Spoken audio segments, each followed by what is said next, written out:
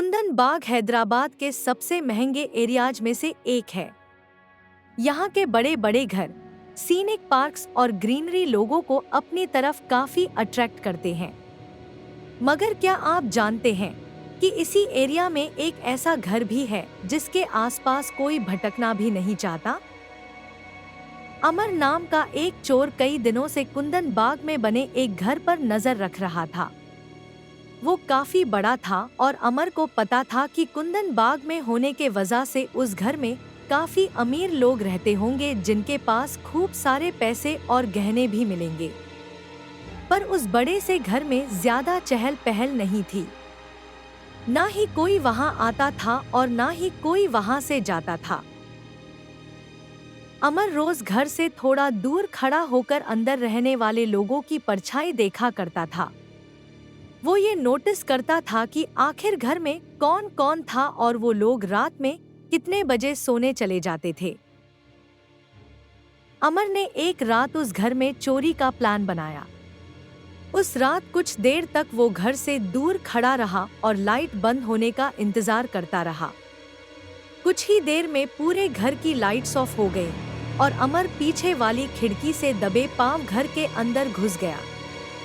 पहले अमर ने ground floor टटोला, मगर उसे वहां ना पैसे मिले ना ही कोई कीमती सामान।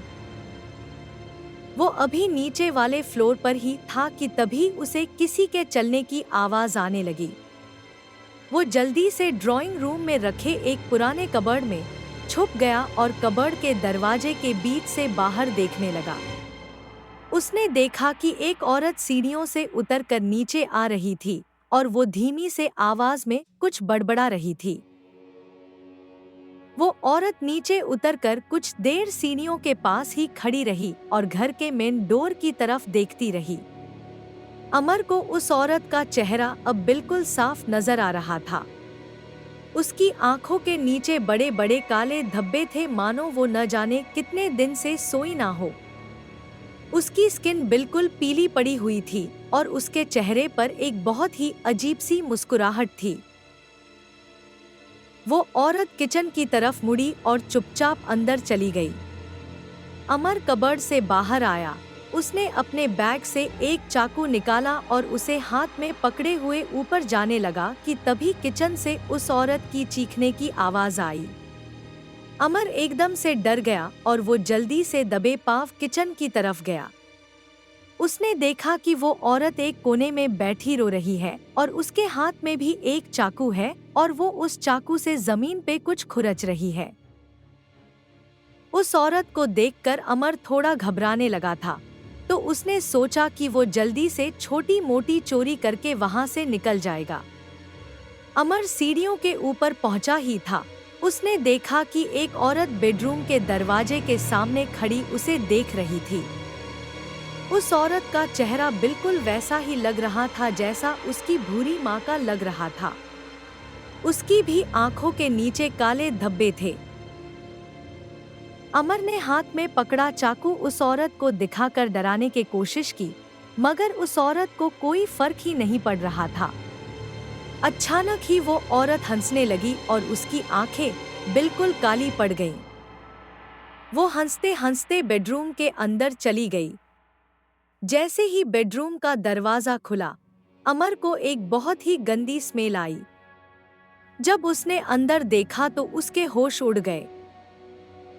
उस बेड पर 3 लोगों की डेड बॉडीज पड़ी हुई थी और हैरानी वाली बात तो ये थी कि 2 लाशें उन्हीं लोगों की थी जिनने अमर ने अभी कुछ मिनट्स पहले देखा था। ऐसा लग रहा था कि जैसे उन्हें मरे हुए काफी दिन बीत चुके हैं, क्योंकि उनकी बॉडीज डिकम्पोज होने लगी थी, जिसके वजह से उनसे बहुत ही गंदी स्मेल आ रही थी। ये देखकर साजिद के रोंगटे खड़े हो गए थे। वो सीधा घर के बाहर भागा। उसने सोचा कि इस हालत में अगर उसे किसी ने देख लिया तो उसे चोर नहीं बल्कि खूनी समझा जाएगा। इसलिए वो सीधा पुलिस स्टेशन पहुंचा और उसने पुलिस को सब कुछ बताया। पुलिस की एक टीम अमर को लेकर तुरंत उस घर में पहुंची। घर के मेन डोर पर और उस दीवार पर ढेर सारे खून के छींटे थे। ये देखकर सभी चौकन्ने हो गए और उन्होंने अंदर जाकर देखा कि वहां सच में 3 लाशें थी। पुलिस ने उन लाशों को तुरंत फॉरेंसिक टीम के पास भेज दिया और उन्होंने यही मान लिया कि अमर ने ही उन तीनों औरतों का मर्डर 4-5 दिन पहले किया होगा और मर्डर के इल्जाम से बचने के लिए उसने ये कहानी बनाई है।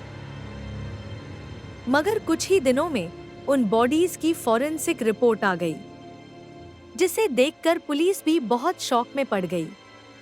उन लोगों की मौत 4-5 दिन पहले नहीं बल्कि 6 महीने पहले हो गई थी। रिपोर्ट के मुताबिक उन लोगों ने जहर खाकर अपनी जान दी थी। इन्वेस्टिगेट करने पर पुलिस को बेडरूम के पास से एक फिनाइल की बोतल भी मिली। मगर सबसे ज्यादा डरावना एविडेंस था काला जादू करने का सामान। घर में ढेर सारा तंत्र मंत्र का सामान बरामद हुआ था। उस बेडरूम की सीलिंग पर एक बहुत अजीब सा पैटर्न बना हुआ था, जो कि खून से बनाया हुआ लग रहा था। जब पड़ोसियों तक ये खबर पहुंची तो सबका दिल बुरी तरह दहल उठा। कोई भी मानने को तैयार ही नहीं था कि वो लाश 6 महीने पुरानी थी, क्योंकि पड़ोसी तो उस घर में रहने वाली औरतों को लगभग रोज ही घर की बालकोनी में घूमते देखा करते थे। यही बात बार बार अमर भी पुलिस से कह रहा था। कुछ लोग तो ये भी कह रहे थे कि ये लोग रोज खाना खाने के बाद टहलने बाहर आते थे और कई लोगों ने इनके घर में लाइट्स ऑन ऑफ होते देखी हैं। ये सब सुनकर पुलिस हक्की पक्की रह गई। उन्होंने उस पड़ोसी से और डिटेल में इन्वेस्टिगेट किया तो उसने बताया कि उस घर में 3 लोग रहते थे। एक भूरी माँ, उनकी 2 बेटियां। वो तीनों ही बेहद अजीब से थे और किसी से बात नहीं करते थे। उस घर के ओनर विश्वनाथ की डेथ के बाद उस घर में अजीब अजीब सी चीजें होने लगी थी। पुलिस ने अपनी फाइनल स्टेटमेंट में यही रिकॉर्ड किया कि उन तीनों लोगों की मौत 6 महीने पहले ही हो चुकी थी और उन तीनों की मेंटल स्टेट ठीक नहीं थी, जबकि नेबर्स और साजिद की स्टेटमेंट्स बिल्कुल अलग थी। 2002 में हुए इस केस के बाद से कुंदन बाग के इस घर को लोग विचेज लायर बोलने लगे। आज के समय में कई टूरिस्ट्स इस घर को देखने आते हैं और वो इस सोचने की कोशिश करते हैं कि आखिर इस घर में हुआ क्या होगा।